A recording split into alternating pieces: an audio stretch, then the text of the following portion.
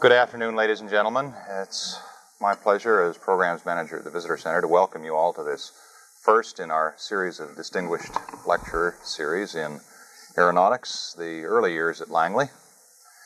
Our distinguished speaker today came to work at Langley almost 37 years ago and has worked in a wide number of positions, among which were the Assistant Director of the Langley Research Center and also Director of Aeronautics. Since he retired from Langley about 6 years ago, he's kept very busy. He's just recently completed a book of about 450 pages on subsonic aircraft. Today, Larry Loftin will be speaking on the quest for performance, the propeller-driven aircraft of 1917 to 1939. Would you please welcome Mr. Loftin?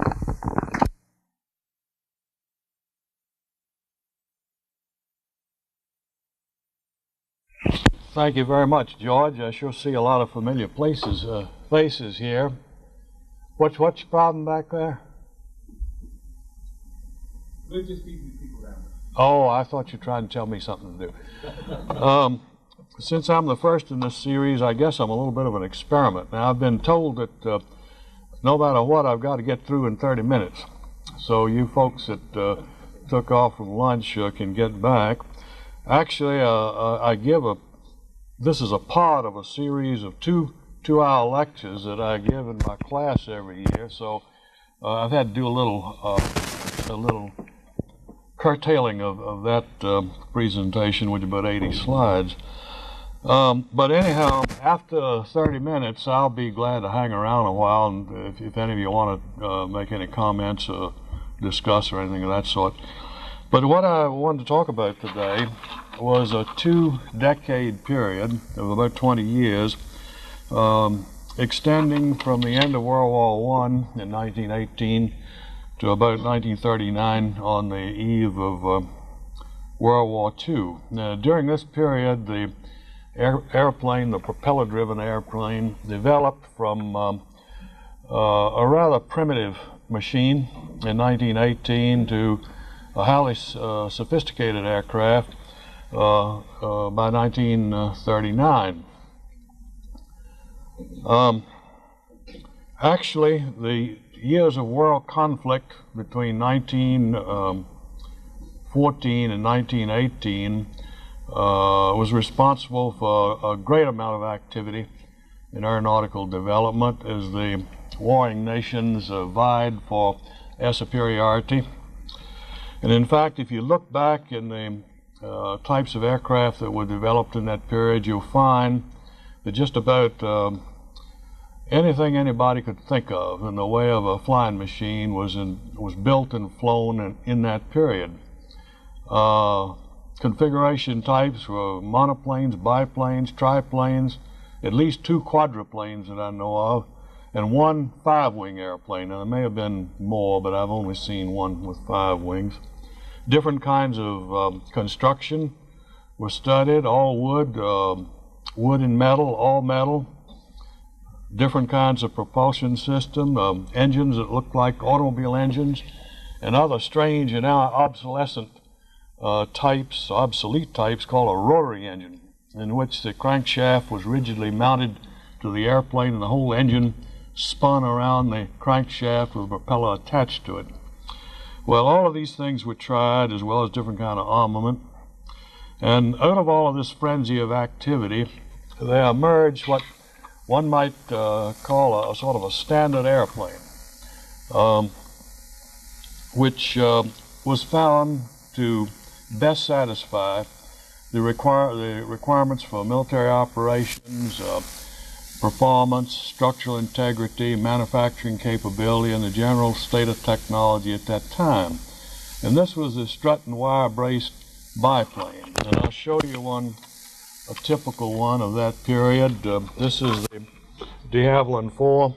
This happens to be a DH-4B.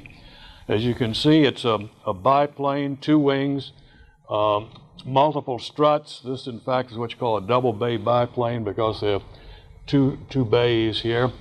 Many wires which you can't see very well in between the wings to hold the whole thing together. A fixed landing gear. No brakes on the wheels. The only braking action you got when you landed on that sod runway was the tail skid dragging along the ground. That tended to slow you up. The other thing it did was keep the airplane headed straight because you didn't have any directional control once you'd lost speed.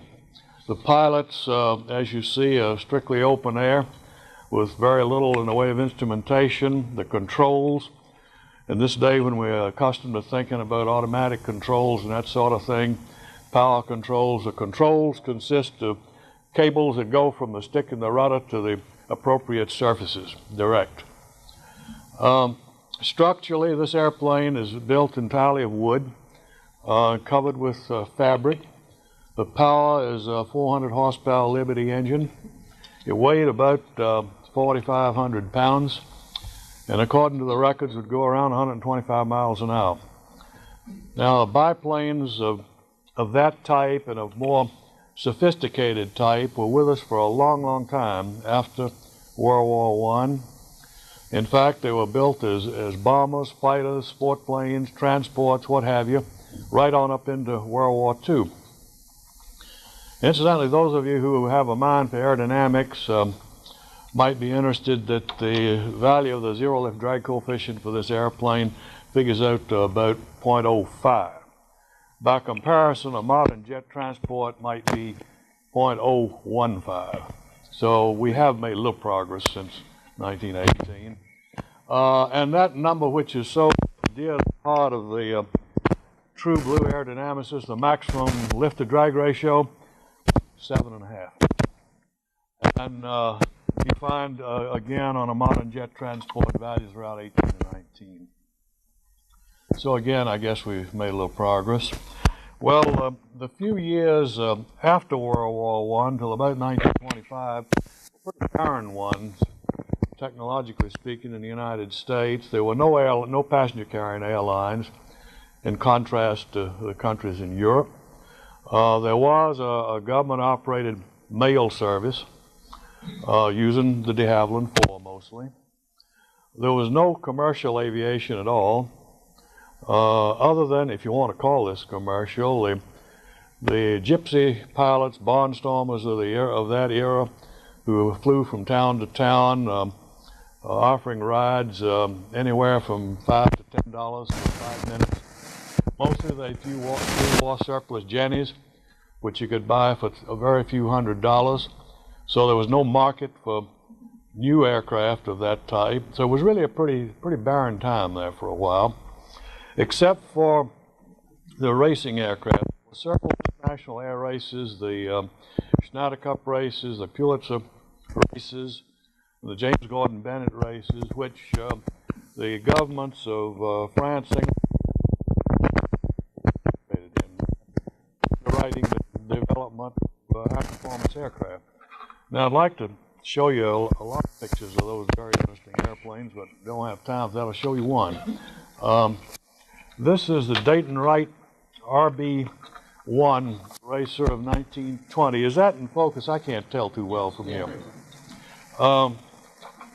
Let me point out a couple of features to you. You note that it has a retractable landing gear. And this particular type of retractable landing gear was used all during the 30s on various Grumman fighters, where the wheels fork like this into the side of the airplane. The most unusual feature, perhaps, is that the wing has a leading edge flap and a trailing edge flap, which finally showed up on the jet transports in the 50s. Now, they were interconnected with cables to the landing gear. So when you cranked the landing gear down, and there was a great big crank in the cockpit, the interconnecting cables deflected the flaps at the same time so as to slow the landing speed. Now, this airplane wasn't really very fast. The drag coefficient was around 0.3, and one might speculate that this engine installation here didn't help the drag situation a bit. You can sure imagine that all the air going in there is losing all of its head and is going to really contribute to the drag. Note the cockpit, the pilot can see nothing. He's right down in here. It is a monoplane, cantilever monoplane. This type of aircraft had been built before, but the monoplane was somewhat distrusted in those days because of structural problems, flutter, and air elasticity. Well, this aircraft didn't do too well in the race for which it was designed, but it is a kind of a landmark machine. Incidentally, the gentleman right here is Howard Reinhardt. He was the pilot, and the designation for this airplane is RB-1, and the RB stands for Reinhardt Baumann. Baumann was the other designer. If you want to see it, it's hanging today in the Ford Museum in Dearborn, Michigan. And let's say the original date was 1920. Well, along about 1926, things started to happen. There were increases in military appropriations, which had dried up completely almost after the end of World War I, which promised development of military aircraft in that period. From then on, the commercial airlines got their start, and there was a whole group of record-breaking flights which captured the attention of the public and focused on aviation. Perhaps the most famous one was the flight of Charles Lindbergh, non-stop, solo, New York to Paris in May 21st, 1927. It took him 33 and a half hours, all by his lonesome. If any of you haven't read his book called The Spirit of St. Louis, I would highly recommend it to you. It would really tell you what flying was like in those days. This airplane was not particularly unusual except in two respects. It did employ the new Wright Whirlwind radial engine, which was soon to become air-cooled engine, soon to become a standard for the industry. It did promote the monoplane, which had a little better drag characteristics than the biplane, though not a whole lot with all this junk hanging on here. I might mention that this aircraft was more than half fuel when it took off from Roosevelt Field. It just barely did get off. It had a max L over D of about 10 and a CD0 of about 032. Moving along, we see next America's United States' first real transport aircraft was the Ford Trimotor, or as it is affectionately known, the Tin Goose. It came in a couple of versions, the 4AT and the 5AT. The 5AT was the larger. It would carry about 14 passengers, weighed around 13,500 pounds, and had three 450 horsepower washed engines. You note the wing is very thick. It's cantilever, internally braced. The whole airplane was all metal. Interestingly enough, this wing was copied directly from the Fokker Trimotor of that period. A former director of research at United Aircraft's name was John Lee. Some of you may remember him. You do, Charlie, I know it. John and I were on the aerodynamics committee together for years, and he told me that he and Otto Koppen and J.S. McDonnell, who just died and was formerly head of McDonnell Aircraft, were working for Ford, trying to develop this airplane, and the Fokker Trimotor showed up there and was put in the Ford hangar, and they spent the whole night with copper tubing bending templates around the wing of the Fokker in order to get the wing for the Ford. So if it looks a little bit like the Fokker wing, well, by gosh, it ought to. Well, I want to show you a little bit of a close-up here on the aircraft. Is that in focus? Again, I can't see. I want you to see these corrugations here. The aircraft was constructed entirely, the covering, with this corrugated metal to provide stiffening of the sheets of metal. And when I back-figured from the performance, the CDO on this airplane, I really couldn't quite believe it. It looked too high. So although this is a pretty cruddy arrangement in here, it still looked high. But I found in one old textbook that for a corrugated surface, one should increase the drag coefficient based on projected area from 20 to 40% because of the increased surface area resulting from the projections. Now, the performance on this airplane is in doubt. If you read the literature of that time period, it says it'll go 150 miles an hour, max. If you read what pilots say today who've flown it, they say it cruises very nicely at 100 miles an hour, so I'll leave you with it. Let me show you what it was like inside.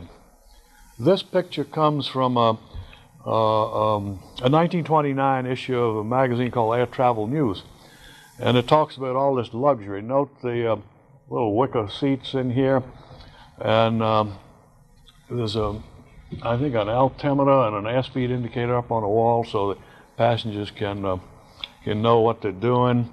Now this little note down here, which got cut off in the slide, it says it brought the West Coast to there only 48 hours apart. And the way it did that, you took off in New York in this thing in the morning, you flew all day and landed before dark at night, and you got on a train and rode as a passenger in the sleeping compartment of a train till the next morning. Then you flew all that day and spent another night on a train, and then the next day you flew into Los Angeles. That's how they got to be 48 hours apart. This thing, incidentally, had a wing loading about 15 pounds per square foot, and flew, of course, at low altitude because of it wasn't pressurized. It bounced around quite a lot, and it was got pretty miserable from what I've read. I had a chance to fly in one of these a few years ago, and if any of you have a chance, I recommend you take it as long as the trip isn't over 15 minutes, because it's really a pretty daggone noisy piece of thing. Well, moving on here, the biplane was still with us, though, is indicated by this little gem here. It's called the Boeing 40B, mail and passenger plane. You see the pilot sits back here, and 4 passengers could ride in this little cabin. Now, can't you imagine what it was like sitting behind this 500 horsepower engine banging away up there? And I'm sure the cabin filled with fuel fumes. Now, these brave people flew from San Francisco to Chicago in 22.5 hours in this thing. They made 10 stops on the way, so I guess that's probably the only way they could survive. Incidentally, you note the pilot out here in the breeze. You might ask, why is he there? Why isn't he in the cabin? Well, for 2 reasons. Pilots of that era felt that they couldn't really fly unless they had the feel of the wind in their face. You know, if you're doing a left turn, what they told you was if you're slipping too much aileron, you'll feel the wind on this side of your face. So you cut out on aileron. If you feel the wind on this side, you got too much rudder. Well, those pilots, always being conservative lot, just didn't feel they could fly unless they had their head out in the breeze. Another reason I didn't talk too much about is that airplanes really frequently cracked up in those days. Not bad, but people didn't get killed so much, but they did crack up. So when the pilot's way back here, the front part of the airplane can bust up quite a lot before it gets to him. Another famous biplane that's near and dear to the heart of every model builder is the Curtiss P-6E Hawk fighter, shown here. And you know it's been cleaned up here. It's got single strut landing gear, not so many wing struts, much better design than the DH. That picture was taken by Peter Boyso of this laboratory at Roanoke, Virginia, in 1937, although the airplane entered service about 1930. Well, going on for some more progress, here's the Lockheed Vigor, and this was really a big step forward. There's a full cantilever wing, no external bracing, very slick fuselage. This is one of NACA's early contributions, the NACA cowling. And the drag on this now had got down to about 0.28. It was quite low compared to the 0.5 on the DH. So the obvious thing was you still got all this landing gear. Let's get rid of that. Now, when you got an airplane with a drag as high as a DH, pulling the landing gear off not going to do very much. But when you get pretty slick design like this, then this gets to be a very important item. Incidentally, the structure of this airplane is entirely wood, plywood. And the fuselage was formed over concrete molds. And it's what's called a semi-monocoque fuselage, where most of the strength and rigidity is provided by the skin. The word monocoque, incidentally, means single shell. So, incidentally, this airplane is painted in the colors of Wiley Post's Winnie Mae, which he flew around the world solo in 7.5 days in 1933. And you can see the real one in the Smithsonian if you want to. Well, they took the next step with one called the Lockheed Altair. They moved the wing to the bottom of the fuselage, retracted the landing gear, and this really began to be a pretty modern airplane. For transport, it took the form of the Orion, shown here, which was about a 6 or 7 passenger airplane, enclosed cockpit, retractable gear, cantilever wing. It had just about everything the modern airplane has, except it was wood, and it had a 50-pitch propeller.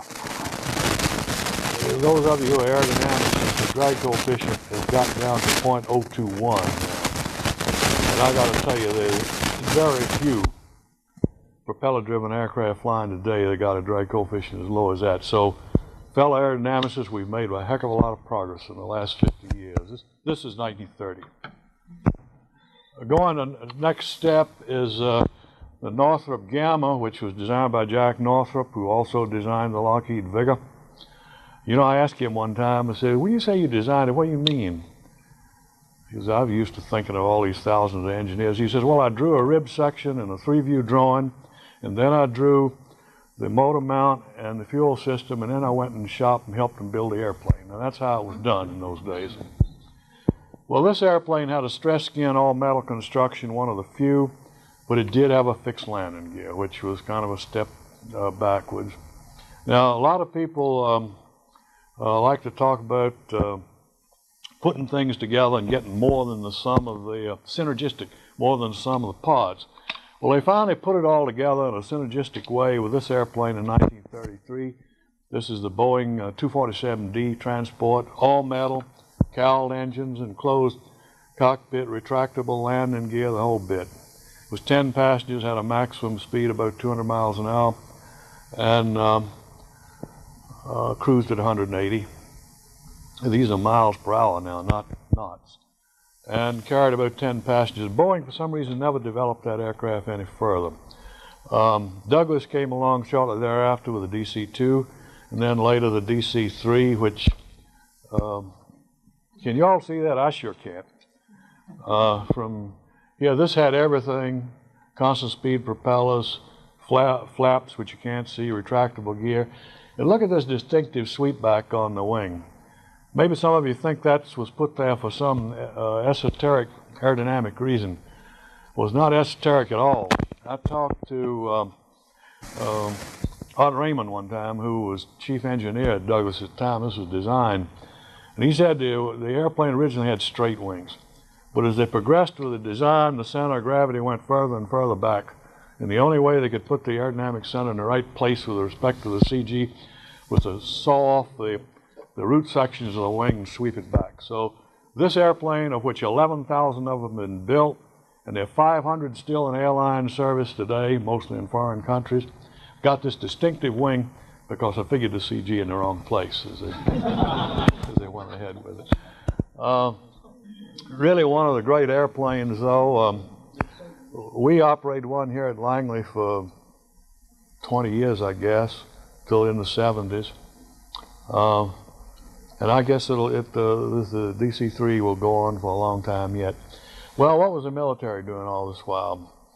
The B-10 was one of the early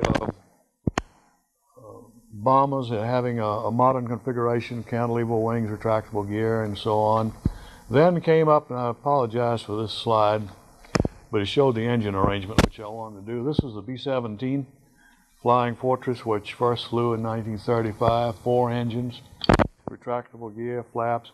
The point I want to make is the basic configuration concept of the propeller-driven airplane had been frozen, really, by that time. It hadn't changed since. In the fighters, this is a famous little Boeing P-26A, which every model builder of the 30s and 40s, and I guess even now has built a model of this thing. It was a strange mixture of old and new. It was all metal, it was a monoplane, but can you see them? It was wire braced, had a fixed gear, open cockpit. This very high headrest, incidentally, contains a piece of structure, tubing, so that if the airplane noses over, it won't land on a pilot's head. That this thing will support the airplane rather than the pilot's head. A very good idea, I would say. The original prototype didn't have this. Then moving on, this was really the first modern fighter. This is the Seversky P-35. And Seversky, in case you younger fellows might not know, was the predecessor organization of Republic, which built the P-47 Thunderbolt in World War II. You notice it's got all the features too: retractable gear, cantilever wing, constant speed prop, enclosed cockpit, all metal. And then, of course, I have to show you the P-40 here, with which we entered World War II. And I think this is Hewitt Phillips here. Looks like it to me, but I can't guarantee it. So I guess the point I really want to make from this is that we came from a pretty crude biplane in 1918 to what's really the final form of the propeller-driven aircraft. It hadn't changed since. But you remember I told you that biplanes were used right up into World War II? Let me show you a British biplane transport. Now I want to apologize for the quality of the slide. It's made from a photograph which appeared in the New York Times Rotograph Journal section. It's Brown in about 1932. Now this is called the Hanley Page HP-42 Hannibal. And there it is. And would you believe they used this thing right up into World War II? It was 4 engines, 2 on the lower wing, 2 on the upper. Interestingly enough, according to what I've read, if on takeoff you opened up all 4 engines, it would immediately turn over on its nose, because there was no way of balancing the moment from the engine to top wing. So what you had to do was pick up enough speed so as to develop some elevator effectiveness to hold the tail down before you came in with the top engines. Now this was used on England's long-range routes out to India and South Africa and places like this, and it cruised along at majestic grandeur at about 95 miles an hour, something like that. The pilots all wore their white uniforms with tight collars out in the heat of the desert, all that kind of stuff. Well, you know, I think it would be wrong for me to stop without making just a little bit of a mention of what the everyday private pilot might have been flying in that era. And I'll start with this. If you were a fairly experienced pilot but didn't have much money, you might opt for something like this, which is a Travel Air 2000. It was built in about 1927, but there were plenty of them around in 1939. If you were wealthy, or maybe an oil company executive or something of that sort, you might opt for the Stinson Reliant, which is really a beautiful thing. It says American Airways on there. What that airplane was used for was as an instrument trainer by American Airlines. Notice the gull wing here. This Stinson Reliant is frequently referred to as a gull wing Stinson because of that design. Wheel pants, single strut landing gear, not very fast but mightily comfortable. Built like an automobile. You could crank the windows down just like in a car. And you get in your modern Cherokee or something like that, and you can't be unfriendly with the guy next to you because you're so close. Here you could walk between the seats in the front. So the real airplane. Give you some idea of the size. I don't generally like pictures of airplanes with people in them, but I want you to see how big it really is. Here's a full-size man here, and it's a big airplane. Not very fast. It came with various engines. The biggest one being the Pratt & Whitney 450 horsepower Wasp. Might cruise at 130, 40, something like that. But it was sure comfortable. Or if you really wanted a high-performance one, you'd go for this gem. This is the Beech D-17S, which employs a very unusual wing arrangement. The upper wing is staggered behind the lower wing. That's called negative stagger. But this airplane has come to be known over the years as just the stagger wing Beech. It's not a complete name, but that's what people call it. That arrangement, I mean, there are very few people, if any, alive that worked on the design of this airplane, but I'm pretty sure that the background is they wanted to retract this landing gear, and they wanted to biplane. And this was just about the only way they could do it and keep the CG and the aerodynamic center of the aircraft in the right relative positions. This is airplane very fast. It had a drag coefficient less than 0.2. Extremely high performance airplane. Let me give you a little better picture of the negative stagger here. You can see the wing, lower wing here and the upper wing up here. This aircraft is still highly sought after by collectors. There are a number of them around the country. If you want to look at one, you can go to a museum out at Tullahoma, Tennessee, and you can see several of them out there. But if you were just a regular young kid with no money and wanted to fly, that's what you flew. The J3 Cub, of which in all of its variants, over 30,000 of them have been built. The original J3 had a most numerous one, had a 65 horsepower engine. You sat tandem. If you flew it alone, you flew from the back to keep this thing from tumbling over on his nose. Every one I ever flew, it seemed to me like I had an outsized instructor in the front seat, so it was completely impossible to see anything. Also, it had the most miserable little heel brakes that somehow or other, little things like that you were, while you were going down the runway and sashaying around, you were trying to find those brakes with your heels. And also in the wintertime, air came in from every imaginable spot. But a lot of them are built, if there are any, I shouldn't say middle-aged, but anyhow, pilots of that era in here, you probably flew this airplane before any other. Well, I see my 30 minutes is up.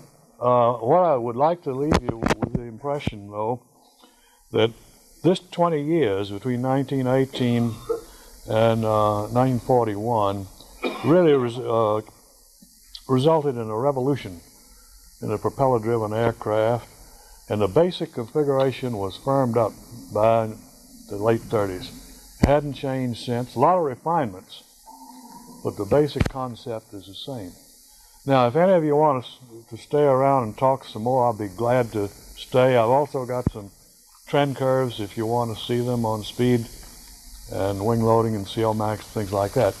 But I promised Mary Sandy over here that on pain of death, I would finish by 12:30, so you all on your lunch hour can get back to work.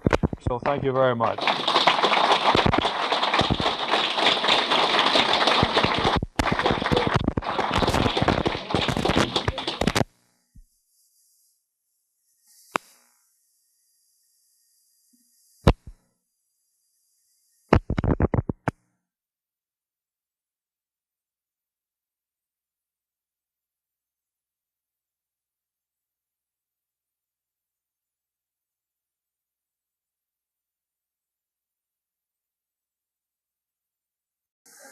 Good afternoon, ladies and gentlemen. It's my pleasure as Programs Manager at the Visitor Center to welcome you all to this first in our series of distinguished lecture series in aeronautics, the early years at Langley.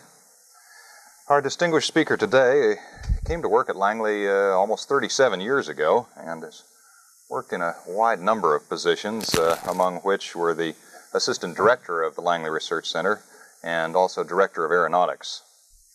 Since he retired from Langley about 6 years ago, he's kept very busy. He's just recently completed a book of about 450 pages on subsonic aircraft. Today, Larry Loftin will be speaking on the quest for performance, the propeller-driven aircraft of 1917 to 1939. Would you please welcome Mr. Loftin?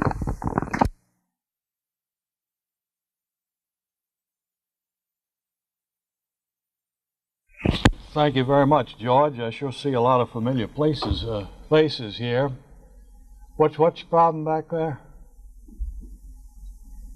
We're just keeping people down. Oh, I thought you were trying to tell me something to do. Since I'm the first in this series, I guess I'm a little bit of an experiment. Now, I've been told that no matter what, I've got to get through in 30 minutes. So you folks that took off from lunch can get back. Actually,